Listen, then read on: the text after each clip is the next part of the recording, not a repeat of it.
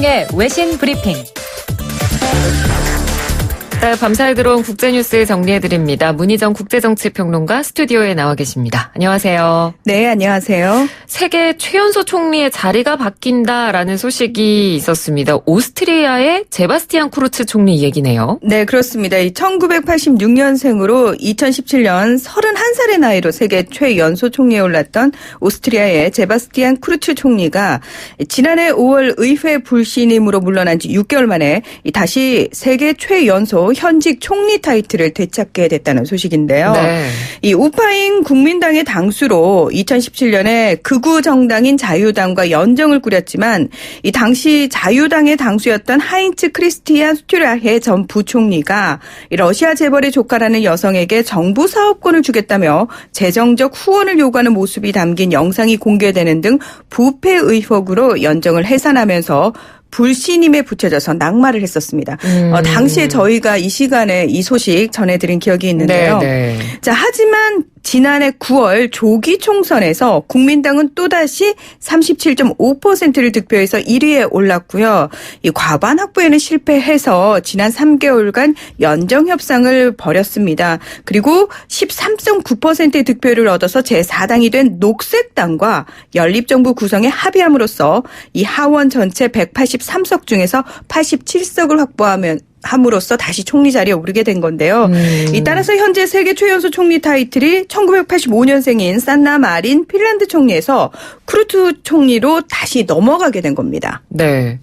방금 말씀해 주신 쿠르츠 총리의 국민당은 우파 성향인데 녹색당하고는 성향이 다르잖아요. 그렇죠. 그런데 어떻게 연정을 할 수 있었던 거죠? 그러니까 이 연정에 대해서 쿠르츠 총리는 기후와 국경을 지키는 게 가능해졌다. 그러니까 다시 말해서 기후를 강조하는 녹색당과 그리고 반이민 민족주의를 강조하는 국민당의 이 연합이 이루어졌다. 이렇게 얘기를 한 건데요. 네. 베르너 코글러 녹색당 대표는 나라의 미래를 위해서 다리를 놓는 일이 필요했다.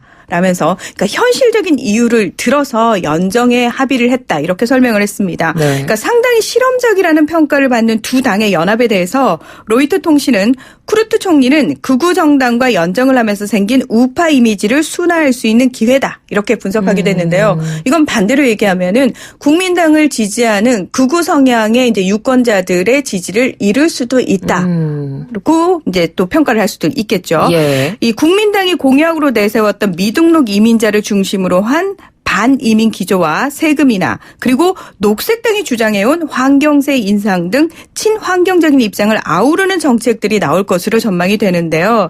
자, 이에 따라서 14개 부처 중에서 환경, 에너지, 교통정책을 담당하는 4개 부처 장관들은 녹색당이 그리고 국방 재무 등 나머지 부처는 국민당이 맡기로 한 것으로 알려졌습니다. 네. 굉장히 현실적으로 나눈 것 같아요. 네. 이 국민당과 녹색당의 연정은 오는 4일 예정된 녹색당원 회의에서 투표를 통해서 정식으로 출범할 예정입니다. 예. 자, 이번에는 인도네시아 소식입니다. 제가 오프닝에서도 말씀을 드렸는데 인도네시아 수도가 자카르타인데요. 자카르타에 그렇죠. 물폭탄이 쏟아졌다고요. 네, 인도네시아 기상기후지질청에 따르면 자카르타 동부의 할림 페스타나 쿠스마 공항에 지난해 12월 31일 하루 동안에만 377mm의 폭우가 쏟아져서 최대 강우량을 기록했고요. 네. 이로 인해서 공항 활주로가 하루 동안 폐쇄돼서 19,000여 명의 승객이 불편을 겪었습니다.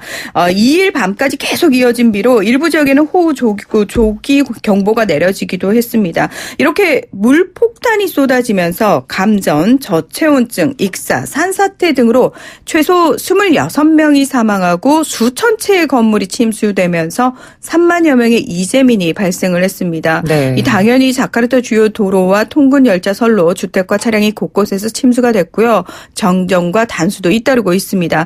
주 인도네시아 한국 대사관은 교민 5가족이 주택 침수 피해를 본 것으로 파악을 했습니다.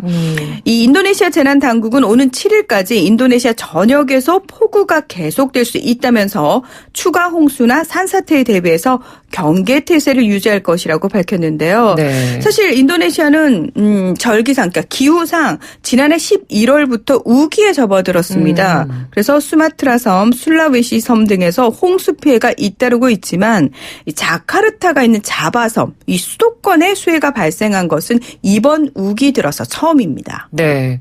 그래서 이렇게 자카르타 침수 사태가 최근에 이렇게 심각해지면서 예전에도 사실 수도 이전 문제가 계속 언급이 됐었는데 맞습니다. 이번 일을 계기로 수도 이전 문제 얘기가 다시 나오나 봐요. 네, 이 지구 온난화로 인한 폭우도 문제지만 사실은 지하수를 무분별하게 개발하면서 지반 침하가 생겨서 현재 추세대로라면 2050년까지 자카르타의 북부 95%가 물에 잠길 것으로 전망이 되는데요. 네. 따라서 인도네시아 정부는 지난해 8월 26일 조코 위도도 대통령이 이 자카르타에서 홍수 예방 사업을 벌이는 동시에 이 자바섬, 자카르타가 있는 이 자바섬의 인구와 경제력 편중 현상이 심각하다고 지적하면서 보르네오 섬 동부인 칼리만탄으로 행정 수도를 옮길 계획이다. 이렇게 공식 발표를 한 상태입니다. 네. 자, 근데 이렇게 당연히 지반 침하가 일어나서 위험하니까 수도를 이전하는 건 너무 당연한 것처럼 느껴지는데 사실 이게 어떤 이면의 문제를 가지고 있냐면은 150만 명의 공무원과 주요 인프라가 다 이제 옮겨가는 거예요. 쉬운 문제는 아니죠. 예. 그렇습니다. 옮겨가는데 뭐 그것까지는 괜찮습니다. 그런데 문제는 자카르타에 여전히 3천만 명의 주민들이 남아있는데 이미 13개의 강은 다 오염이 됐고요. 그리고 지하수를 개발할 수밖에 없는 게 그 상수도 시설 같은 것들이 65% 정도밖에 설치가 안 되어 있습니다. 그래서 자발적으로 이제 물을 찾을 수밖에 없는 상황이 되는데 네. 이 사람들은 그 자리에 그대로 버려진다는 거죠. 그 부분의 문제가 정말 심각하네요. 그렇습니다. 네. 그리고 또 하나가 옮겨가게 되는 이 칼리만탄 지역 이 토지를 이미 이 뭐 석유 기업이라든지 파모일 기업, 벌목 기업들이 소유를 하고 있어서 이렇게 되면 뭐 정부에 땅을 넘겨야 되는 상황이 생기잖아요. 네. 그러면 그 협상 과정에서 당연히 그 땅에 이미 거주하고 있던 주민들은 쫓겨나야 되는 상황이 벌어지는 겁니다. 그러니까 생존을 위협받고 있는 인도네시아 사람들에 대한 아무런 대책도 없이 정말 행정 편의주의적으로 수도 이전 문제가 논의되고 있다는 게 더 심각한 문제입니다. 네. 그러니까 지금 자카르타가 이렇게 된 원인도 사실 사람들의 무분별한 욕심 때문에 된 건데 그렇죠. 또 다른 지역으로 수도 이전을 하는데 이 부분도 또 이런 부분을 전혀 고려하지 않고 이런 수도 이전을 논의한다라는 것도 참 문제가 좀 충분히 많아 보인다는 생각이 듭니다. 네네. 네. 다음은 또 다른 재해 소식인데요. 이 호주에서 몇 달째 산불이 이어지고 있다고요? 네, 지난해 10월에 시작된 호주 산불은 서울시의 80배에 달하는 500만 헥타르를 불태웠지만 사그라들 기미를 전혀 보이지 않고 있습니다. 오는 4일 또다시 40도가 넘는 고온과 강풍에 산불 위험이 최고조에 달할 것이라는 예보가 나오면서 뉴사우스 웨일스 중 정부는 결국 현지 시각으로 3일 오전 9시부터 일주일간 국가 비상사태를 선포했습니다. 지금까지 소방대원 10명을 포함해서 18명이 숨졌고요. 주택 1,300여 채가 전소가 됐습니다. 무엇보다 화재 연기로 대기질 지수도 위험 단계보다 21배나 높은 수준인데요. 정말 심각하죠. 근데 이게 어느 정도냐면 사실 호주와 뉴질랜드가 옆에 붙어 있는 것 같지만 꽤 떨어져 있거든요. 네. 근데 뉴질랜드 하늘이 오렌지색으로 변했고요. 빙하도 사실은 이 호주 산불의 영향으로 누렇게 다 변한 상태입니다. 예. 이 현재 그 호주 동부 해안 지역에는 수만 명의 휴양객들이 대피를 했고요. 군함과 헬리콥터까지 동원이 돼서 불길에 갇힌 수천 명의 구조 작업을 진행 중인 것으로 알려졌습니다. 하지만 섭씨 40도가 넘는 고온과 강한 바람 또 70m가 넘는 불기둥들까지 나타나면서 화재 진압은 더욱더 힘들어지고 있는 상황이고요. 그렇다면 도대체 이 호주 산불의 원인이 무엇이냐. 네. 최근 그 여론조사를 했는데 호주 국민은 산불을 촉발한 근본 원인으로 기후변화를 지목을 했습니다. 네. 하지만 스콧 모리슨 호주 총리는 신년사에서 뭐 이전부터 비슷한 재해를 겪어왔다면서 기후변화와 상관이 없다. 라면서 연관성을 부인해서 지금 비난이 거세게 일고 있습니다. 네, 알겠습니다. 다음은 대만 소식입니다. 이제 총통 선거가 얼마 안 남았는데요. 참모 총장을 비롯한 최고위 군 인사들이 탑승한 헬리콥터가 추락하는 사고가 있었네요. 네, 그렇습니다. 어제 오전 7시 54분쯤 타이완 타이베이 숭산공항을 출발한 뒤 오전 8시 7분 교신을 끝으로 연락이 끊겼던 블랙호크 헬리콥터가 추락해서 선이밍 참모총장 등 타이완군 최고위 인사들 8명이 사망하고요. 황여우민 중장 등 5명이 구조됐습니다. 이 군 장병들을 위문하기 위해서 타이완 동북부의 이란 둥야오 지역으로 이동 중에 이 신베이 우라이산 지역에 불시착한 것으로 알려졌는데요.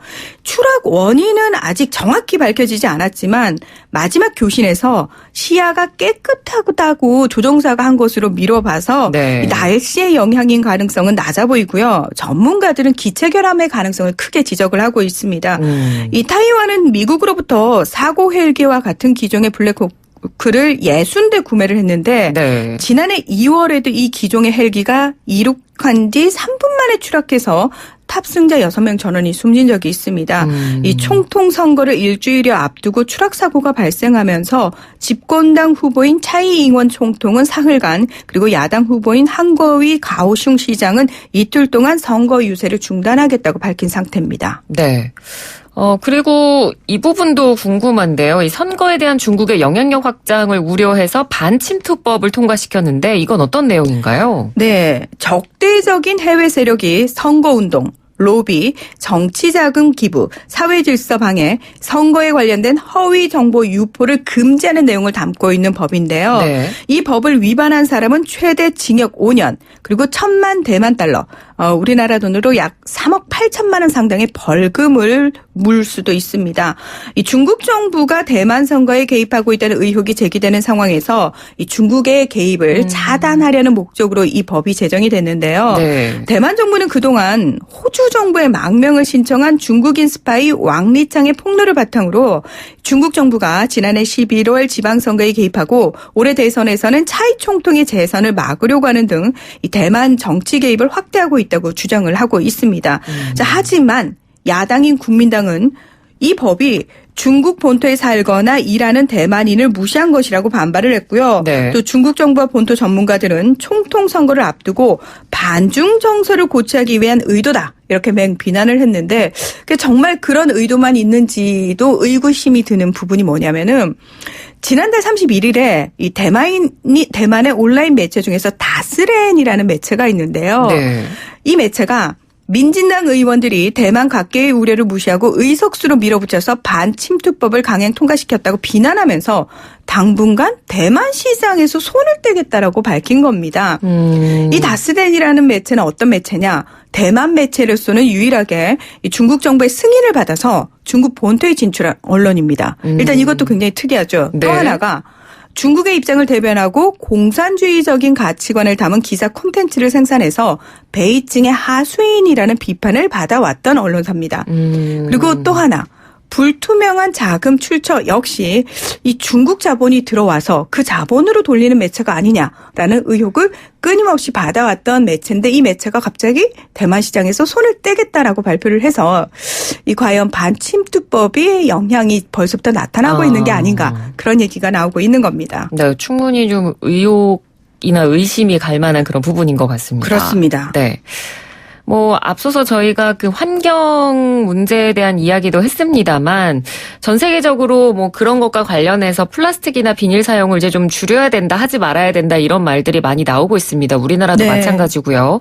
태국에서도 본격적으로 비닐 줄이기에 나섰다고 하죠. 네, 이 태국 전국에 있는 24,500개 백화점과 편의점이 쇼핑객에 대한 일회용 비닐봉지 제공 중단을 발표를 했습니다. 예. 이 태국 정부는 2021년 일회용 비닐봉지 사용 전면 금지를 목표로 자발적인 비닐봉지 거부를 권고하는 캠페인을 벌이면서 지난해 비닐봉지 사용량을 약 5,765톤 줄였다고 밝혔는데요.